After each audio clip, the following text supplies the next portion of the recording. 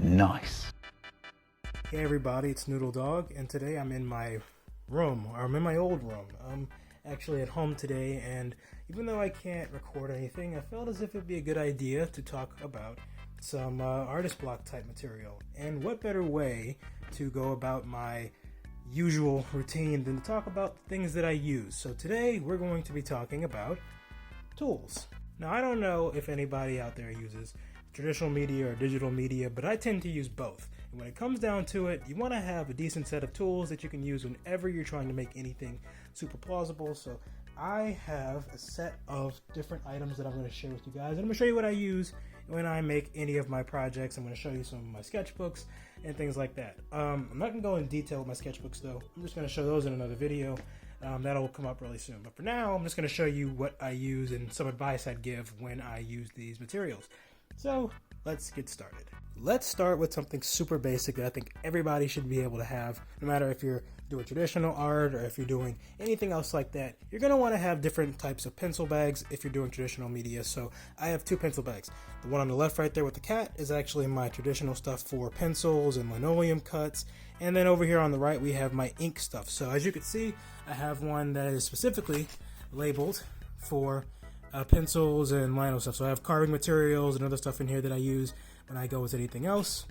And over here I've got my markers and I've got my ink and stuff like that. So this is a good way to separate your different types of things. If you have pencils that you don't want to get covered with ink or anything, if something explodes in this other bag, you would put it in one bag and the ink would go in the other bag. So most of these are either water or alcohol based, so if they dry on something, more than likely you won't be able to get any form of saving out of it. It'll just explode and you won't be able to save anything. It'll just harden or dry and it'll be absolutely useless. So keep that in mind if you're going to store different things. Also, if you're using stuff like a bag like this, it's got a plastic hang and it's got like a composite material. It's not exactly a cloth. So if something explodes in here, more than likely it won't get out unless it kind of gets out through the zipper part. So keep that in mind if you're going to be storing things. However, you can store certain things in, plastic Ziploc bags or trash bags, or if you're just going to use a cloth or canvas thing, you could just use that for your traditional stuff. When it comes down to having different types of pencils, I usually have a whole menagerie and spread, so I can use all kinds of things for different types of materials and different types of projects. For the most part, these are my basic pencils. These are the pencils that I use for any daily routines, any daily activities, mainly writing or just doing general thought development or just doing some basic drawing. I have a drafting pencil here. This one is actually pretty cheap. I got this on a study abroad trip. It's actually really simple to use. It's not anything too crazy. It's actually really useful. It's got a little bit of a, if you see this here, that little tip right there is actually supposed to prevent the lead from snapping. So it uses it pretty well, but I'm out of ink for this one, or out of lead rather, and I forget what size it takes. I think it takes 0.5. Usually drafting pencils take about 0.5, 0.7. So I'm going to find some more lead for this and use it later. And then we have our basic other types of pencils. We have our lead pencils. I usually use lead because they are easy to come by. They're a little bit cheaper than regular pencils, and they have a decent range as far as what you can do with them. The lead is light and it's really sharp, so be careful when you're using these pencils because it can carve into the paper that you're using. So if you try to draw a little bit too much, what will end up happening is sometimes the lead will actually incise into the paper and it'll leave a mark on the other piece of paper. So draw lightly with these so you won't have to worry about that. So I have a whole bunch of them. I got 4, 5, 6, and 7. I've got 7 of those. That's 7, right? No, it's 6. Oh, that's 7 with this one. And then I have one traditional regular pencil. Now this is actually a sketch pencil. This is a 6B. As you can see on the top right there, it says 6B. That's just the level of softness of the lead. It shows how pure the lead is, and this pencil can get pretty dark.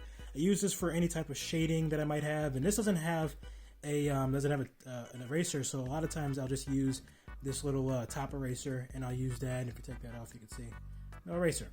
That's okay. Usually sketch pencils don't really come with erasers, so keep that in mind. And so we're going to have a good variety of pencils, especially if you're going to be doing different types of projects.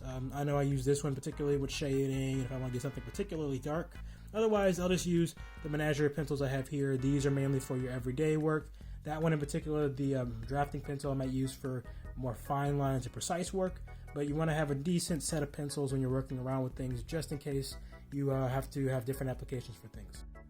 Starting next, you want to have a different set of specialized pencils. So these pencils are actually specialized pencils that I've used over the years, and they have different purposes in my work, or they might just be there if I really need a pencil to use that's really unique or something like that. So I'm going to start on the left and I'll go to the right. So on the far left here, we have a lead pencil, a lead holder. These are actually meant to hold 2mm lead, so the lead is actually really thick. I'm going to try to pop it out. Oh, there it goes. As you can see, this is a really thick lead. It's super thick. It's really useful, and it's a blue lead. Here are the leads right here. It's made by Prismacolor. It's really useful for doing light lines, and you can get them in red and other colors if you can find them by other types of producers. I know that Pentel, I think, has different colors like pink, orange, red, and other stuff like that. But Prismacolor, I think, does red and blue. So I use this for any type of regular stuff like that. Over here is a red line pencil that I actually found some red lead for. I don't know where the red lead actually is, but I don't use this one much at all because it's not fun to use all the time. But it's 0.7. You can find this at your local craft store. Usually, if you have a specialized art store, you can probably find them in the front or wherever they sell lead for pencils, and you can get them in different colors. So try to keep an eye out for that. And then I have a calligraphy pencil. This pencil is really unique. I bought this study abroad trip, and the coolest thing about it is when I press the little lead here, you can see it's actually a flat lead. You can see that it kind of has like a flattened tip. It's used for, making really precise calligraphy and stuff like that because it's a Chinese calligraphy pencil. I even have some lead for it here. The biggest thing when it comes to lead and stuff like that is you're going to want to make sure that when you have any form of pencil like these, you want to make sure that you have refills for lead. Like I don't know if I'll ever find another pencil like this because I don't know where to look for them. But as you can see, this is a pretty unique type of pencil, and you want to make sure that you have leads to fill this up. You could find leads like this and this in craft stores pretty much anywhere, but this one I'm not so sure about. I'm pretty sure I could find them, but I'm gonna have to go looking for them. So I'm gonna keep an eye out, and if I do find some, I'll put them down a link below. Alright, and now we're on to erasers. Now I have two erasers. I have a soft eraser or gum eraser, something like that, and then I have just this regular plastic eraser. I don't really know the difference between the two, other than the fact that, one might be a little bit softer than this one. This one tends to wear down a little bit more, and I carved it to kind of look like an alligator snout. Don't mind that, it's just kind of how that is. Regardless of the fact, these are just kind of, in order to supplement those, and it's a lot easier to use an eraser like this than to use the top of the eraser over there for one of those, because if you run out of eraser on a pencil like this, say for instance, if you run out of that pencil, a lot of times you can't refill the pencil. So you want to try to preserve this as much as you can. And if you do use those, you might want to try to find pencil eraser refills. Those are really easy to find. You can find them at Walmart. So try to do that. Then we have special materials over here. I often use a protractor, or I use a ruler of some kind to make make sure that I have really precise marks, or maybe I want to scale things. You can use this as a scale to put things in proportion to each other. There's another video that I made on proportion, but these are just things that you could have in your pencil bag that you can make things square with. Also, on the subject of special materials, I did say that I had linoleum cut tools, so I have carving tools. These are carving tools that I use for my linoleum projects, so I'll probably go post them tomorrow or whenever I make another video or something like that. I will post them, but for the most part, these are really sharp and really dangerous knives that you want to make sure that you keep sharp and really be careful with, because they are exceptionally good at cutting fingers. I've cut my fingers multiple times on these types of things, so you want to be really careful with these, but they're really useful in a pinch for sharpening, things like this. If you don't have a piece of sandpaper or anything like that you can file this down to a point, this can save you in a sharp minute. And these are really good for making some really interesting things as far as carving, or if you want to do something like just cutting piece of paper to make really interesting, you can do that with these too. So I would recommend doing those, and you would be pretty cool. Alright, and now we're going to move on to our ink materials. Okay, and so the next part of the video, we're going to talk about ink-based stuff. So I have a couple of things that we can use to talk about. For the most part, these are the basic things that I use for ink. So I've separated them into black and to white. So when it comes down to illustration, you can use black and white ink interchangeably as far as certain situations. So we have different levels. So I use micron when it comes to my fine lines. So this is a 0.1, so the tip is actually really small on this. It's a 0.3, this is a 0.5. Oh, it's actually the brush. This should be the 0.5. And here's the brush. When it comes down to these particular tools over here, just depends on, you know, the tip. So as you can see, this is a brush tip. So the tip is used very similar to calligraphy brush. Oftentimes when I use the brush here, I'm gonna try to put that back on there like that. And let me pull another one off. This is the 0.1 actually. You can see how thin that is. But the point is, when you use these, you want to make sure that you have that you line your pencil drawings so they last a little bit longer. These are made with archival ink, so the ink isn't going to fade the longer it's kept away. So keep that in mind when you're using these types of things. Micron is my favorite personally when it comes to the brand of these, and I use Micron for the most part, and they're really relatively inexpensive. You can get them at Michael's, or you can get them at Hobby Lobby if you like Hobby Lobby or whatever, and you can get them for relatively cheap, especially if you use one of their discount coupons. So use those all the time. Over here we have white ink. I use white ink for making highlights, or if I want to line something on a black piece of paper. These things are really useful. I also use them to label my sketchbooks, which I'll get to in a moment, but these are really useful. I use the Sakura Jelly Roll pencils, which are pens rather, that are really useful for lining. However, every time I get them, they seem to not work super well. So I often go with the uni variant of these, which is I forgot what this is called, Sarasa Clip. They have different. This is Zebra. They have one in the uni. Uni seems to be my favorite. I don't know where my other one is. I used to have 3 of them, and I even have white ink in a vial that I use sometimes. But for what I have right now, this is what I use as far as my traditional everyday sketchbook. So these are really useful and indispensable, especially if you want to make varying levels of value with your items. So keep that in mind if you're going to be using any type of ink. That black and white ink is really useful in your illustration process. These are my water-based markers. I don't think they're water soluble, but these are really fun. These are Tombow markers. They're brush markers. They're really useful. They come in a variety of colors, and they're very bright. They're very useful, and I love using these markers because they have a gentleness to them, and you can lightly put on what you have, and they don't cost a whole lot. Each of these markers is about $349 per marker. I recently got these actually so I can get into marker work, and I use them for commission work, but these are very, very bright. I particularly like this one right here. I like the yellow green right here. It's really, really, really deceptively bright despite the color cap. This actually is like a really, really nice yellowish lime green almost. So you want to kind of keep these in mind, and you want to have different colors when you're working with these types of markers, because you can use these for any number of things. And I would recommend these personally if you're going to be using them for, you know, illustration purposes, and you're going to supplement them with other markers or other ink pens like these over here. And then we have my other types of markers. I have my Copic markers and some Sharpies. These are alcohol based, and they're, for the most part, they dry relatively quickly, and they're pretty expensive. Say for these two right here and these two here. These are actually, I got these. These are Michael's brand. These two are Michael's brand. These are Artist Loft. I love Artist Loft sketchbooks and stuff like that. So I bought them on a whim, and they're actually pretty good. They just they tend to seep quite a bit as far as everything that I've used them for is concerned. But I like them still. These are just regular Sharpie markers. This one's a metallic one that I use for signing my work sometimes. This one I use for gesture drawings, or I just use it for whatever. Sharpies are really useful in your repertoire, especially if you want to just kind of cut loose. They have a good level of variation because you can use your pressure sensitivity to make different types of lines and things like that. So can I use these in tandem with your regular line like these, so you can have a really, really varied type of body of work. And then you have your Copic markers here, which are really expensive. Believe it or not, this whole set that I bought right here, actually, these all cost $35 because they come in a set of this is 6, so it's come in a set of 6, and the $35 for this, and they're really, really pricey, but they can be replaced. They can be the cartridge can be replaced, so you don't have to ever really worry about throwing them away.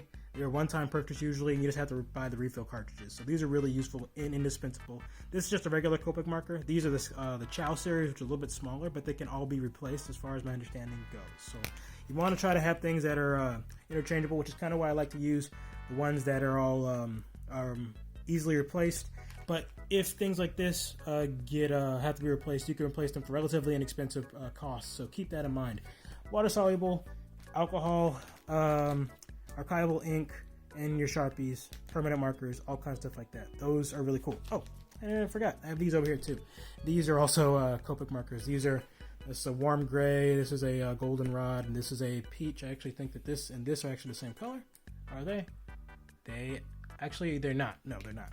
But they're similar enough. So I have a whole bunch of Copic, I have a whole bunch of other stuff, and I use these for my sketches, my illustrations, and all that. And I try to use them as far as anything goes relating to my commissions or my general work. You want to try to have a huge, varied, medium set, especially when it comes to your work. But we're not done with ink. Oh no. We also have these wonderful types of other inks. So actually, it's kind of a misnomer because this is a vial of watercolor, but I keep it with my traditional ink material. So I have a calligraphy brush that I learned how to use rather recently. Well, I do a little bit of Chinese on the side. I'm not super strong in it, so I just use my brush for brush work, or if I want to do something really crazy like make just a quick abstract with Sumi ink or traditional Chinese ink, which is all water soluble. I use them just to have a general fun making abstracts or making landscapes. You want to have different brushes if you're going to be using this kind of stuff because it's water soluble. You could use a cup of water, and I have this Yasutomo traditional Chinese ink. I have Sumi ink in my locker at school that I use all the time for my other techniques, and I like Sumi. I actually haven't used this one yet, but I'm going to get to using this, and I'm going to get back to everybody about this and how I feel about it. I might do a video about it, depending on how long I'm outside of my house. And even then, if people like these videos, I'm going to make some about these. The biggest thing, though, is that there's India ink and there's Sumi or any type of water-soluble ink. India ink is alcohol ink, and it dries really quickly. You can use it in water, but it's not really water-soluble, so it just dries kind of crazy-like. So it's really good for putting it in pens, or if you want to do calligraphy, if you want to make nice little incisions, if you want to do some crazy stuff like that. India ink is a little bit easier to use if you're more of a permanent person. If you're like me and you like that ability to make ink washes and stuff like that, you want to go with traditional Chinese ink that is water soluble, or you might want to go to Sumi, which is water soluble as well. However, they're kind of pricey. I actually bought a bottle of regular traditional Chinese ink for like $2 when I went to China a year ago. It was actually really cool. I bought this there too, but you can still buy any type of brush here. Here or at an art store or at a craft store or whatever. I would buy them at a well-trusted art store in the area that you might want to peruse and make a connection with the staff there. So consider doing that if you want to do some traditional stuff. You want to get a nice brush like this. It's really useful. Now I know what you might be thinking. Noodle, you showed me all the tools that you use to make art, but you didn't show me anything to put them into. And I'm getting to that. Give me a second. I want to go off and at least talk about certain things when it comes to your different sketchbooks and everything. When you start your art journey, your art process, the biggest thing people want to do is they want to go straight to their sketchbook, but some people aren't super keen on doing sketchbook-based work. So what I often tend to do is I turn to a planner. When it comes down to anything, if I want to have an idea, or if I want to put something down so I don't forget it for later, a lot of times you should easily just work with a planner.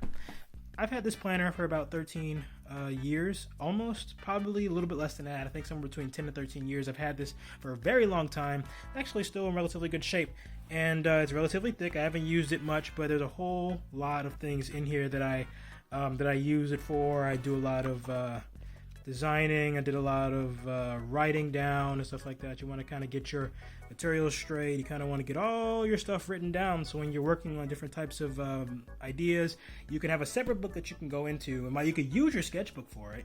A planner can be really useful with just coming up with straight, pure ideas and quick, tiny little sketches that you want to transpose to a sketchbook at a later time. And now for the finale. We have 6 different sketchbooks. This actually isn't the finale, but this is the thing that people are most often going to talk about when it comes to, making art.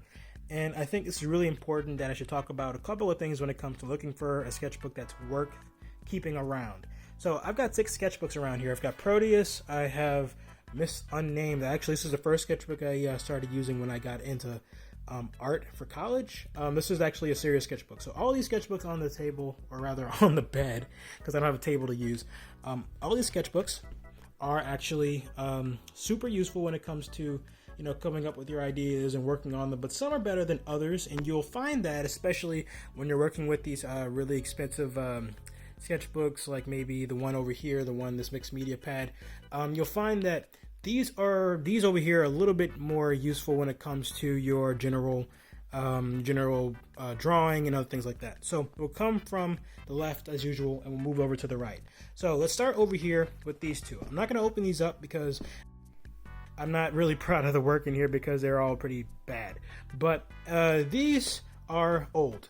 These two are very old. These are as old as my my beginning in drawing. So this is the oldest. This one has got a whole lot of let's see if I can find anything in particular here. I don't know if I have anything crazy in here, but I do have actually don't know where on earth any of this stuff is, but I have a whole lot of different things in here. Like here's one that I made that I just kind of took what did I do with this one? I think I took graphite and I just kind of rubbed it, and then I used an eraser and I made a setting, and I made an apple right there. Isn't that kind of cool? But this is an old sketchbook, but biggest drawback was that paper wasn't acid free, so it tends to yellow. And over here you can see that it's there's some incision rather forgive my grammar, some incision, and there's a little bit of rub off because there's a texture to this paper. You want to try to avoid stuff like this because the biggest thing with a piece of paper is you can use this kind of stuff, but you're going to want to use more fixative on something like this so things won't transpose onto something else in the back here. And also, generally, when you're working with sketchbooks, I do not like rings. The rings tend to mess up in a bag, and if they get smashed or if they get ruined, they can cause a whole hell of a lot of damage to the sketchbook, and you're going to have a hard time getting things out, even with the perforated edges, because you won't be able to turn so easily. Moving on to this sketchbook over here, this is Proteus. Proteus is relatively old as well. Not as old as No Name over here, but Proteus is rather old. It's mixed media, and I don't really like this sketchbook because I found as I got older that I realized that mixed media pads are way too expensive to keep using just for sketchbooks.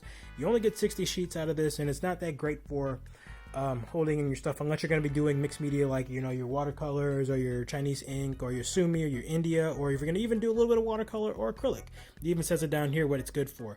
You want to be very careful when you're using these kinds of books, because even though I use them for color pencil and India ink, I still felt kind of cheated out of it because I only got 60 sketches out of it, and each piece is perforated. So, and then again, the rings, as you can see, actually the rings are actually messed up on this.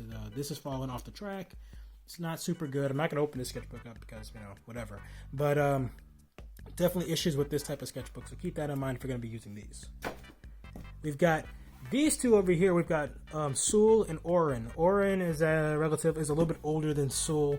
Oren, I don't know actually what's in Oren. I think Oren has all kind of stuff in here, but I used white ink, as you could see, to kind of mark it, and I even wrote Oren on the top thing up there. But you could see that I used this one mainly for figure drawing and stuff like that. This is a work sketchbook, I think.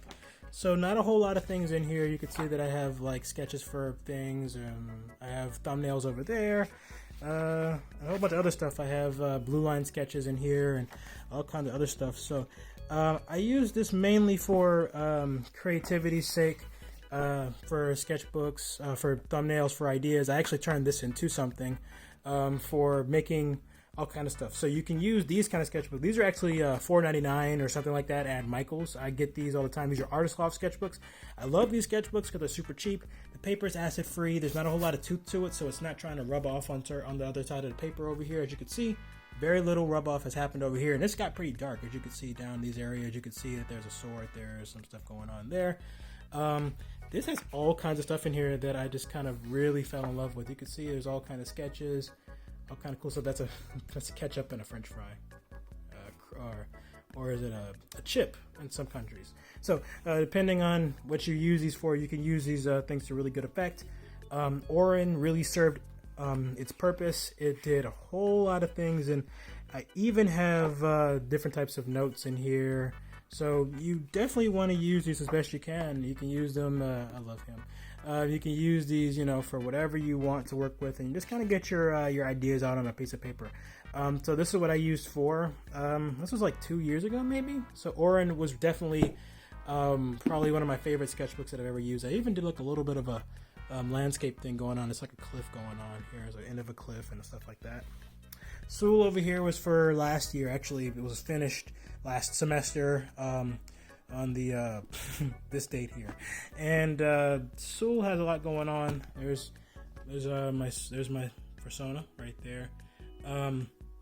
There's a whole lot of stuff that I wrote. I'm actually gonna ship this out to somebody. I'm not gonna do a whole lot. There's some stuff I'm in here I really enjoy. Let me see if I can find it.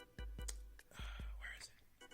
Yeah, I like these. These are fun. So I did Sharpie drawings. The only problem with these books, as you can see, it fades through, but that's okay. This is a sketchbook, but I really do enjoy making stuff like this.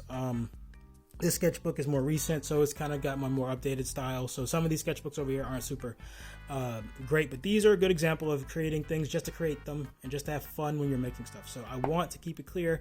Definitely use sketchbooks however you can when you're working with whatever you're going to do. And then these are the most recent ones. This is Harmony, and then there's Osiris. Now Osiris is actually forbidden. I can't show what's in that because of reasons, but I could show a little bit of what's inside of Harmony. However, I won't show much because I have projects in here that I don't want to share. So I'll share this page. This page is really fun. This is making sketches for just ideas and drawing things to make things that are super interesting. So when you're making things with your sketchbook, always have fun. Try to write notes, have fun making things, and be bold. Have a lot of faith in what you're doing. I made a landscape here. There's my persona right there. He's a child in this one. There's a sword there. There's a whole bunch of stuff on the horizon. You just want to have fun when you're making your sketchbooks. But keep in mind, mixed media paper isn't always the greatest thing if you're going to be using regular just sketches and pencils and pens. You might want to just use these over here. These are a lot more cost effective and a whole lot less more issue when it comes down the road. So definitely keep that in mind when you're working with your things. And we got 2 more sections to this video, so give me 1 second. I'm going to grab 2 more things and I think I am done. For those who like my digital art, I haven't left you out. This is my Cintiq, and this is what I use for my digital stuff and for my other forms of productivity. This is how I do most of my sketches, most of my drawings on my computer, and you'll notice that it's cracked. That happened rather recently, but don't worry, it's fine. It still works. I'm going to replace it eventually, but it's fine. This is how I use my my screen. I use it for drawing, and you can see that there is a pen for it too. This costs it's about $700, I believe, $700, $800. But this was a good investment if you're going to get into drawing on your computer, if you're going to do animation, if you're going to do comics. This is a really good investment, and I wanted to leave this in because I felt this was super important to anyone who was just trying to, get into digital. If you really want to get into it, definitely try to invest in this, but there's no shame in investing in a Bamboo or a Huion or anything like that just to get started. These are just top of the line or whatever. They're really useful. I've had this one, and I love it. It's really good. I definitely like the fact that there's no battery to the pen. It works really well. There's a really high pressure sensitivity. You could even customize a little blue ring right there. You could customize it with a green one or a red one. It just depends on what you want to do. And there's newer versions. This one is this was the newest one at the time when I got it, like 2017 or something like that. So still relatively new, about 2 years old now. But I will say nothing beats a good screen. It's also really good just for other productivity purposes, making videos like the ones that I make for my channel, having a second screen for any other reason. It works really well, and it just so happens to be a drawing tablet, so it's really useful. I'd recommend getting one. And without this, and the last thing that I'm going to show you guys, it is really important to just kind of keep that stuff in your mind. And last but not least, we have the wonderful portfolio. Now I have to stand up for this because this is actually a really big portfolio. This is an 18 by 12 portfolio that I use for pretty much anything that I work with. This is a 11 by 14, I believe, or 11 by something. 11 by 14. Yeah, 11 by 14. So you want to use these, especially if you're So I said 11 by 14, 18 by 24. That's what that is. I use these for, my carrying cases. I use them to put art in. This plastic one here I got at Hobby Lobby. You can fill this up with, with your piece of paper or what have you. Really useful. I use them for just carrying any type of art that I can fit in this type of thing. And I use this one for carrying all my other stuff. I have a whole bunch of stuff in here. I have prints, I have stickers, I have all kind of stuff in here, and I use this just to go around and put it in my car, and I get a move on whenever I go to. You want to carry one of these when you're going around places. I'd carry this one around, especially if you're a traveling artist and you want to have some means of putting stuff in a bag and dragging around, but you might want to buy a plastic one if you can, because that would definitely propel water. That's canvas, doesn't do that well. It's got some stains on it from some paint that I did a couple years ago, but you can do all kind of stuff like that. But this is basically what I use for all my stuff. You have all this stuff that you can use to create some really wonderful pieces with. And I'm gonna go into the sketchbooks later so I could show my work and how I do things. But I think as far as how this all goes, this is as far as I'm gonna go for today. This was a long video, I'm pretty sure. I'm recording it on my phone, obviously, and you guys get to see my hands in action or something like that. So if you like the video, please give it a thumbs up and share it with your friends. I'd really appreciate it. It's really helpful to me to see that people are watching these videos. And with that, I'm going to close the video off. I'll see you guys in the next one.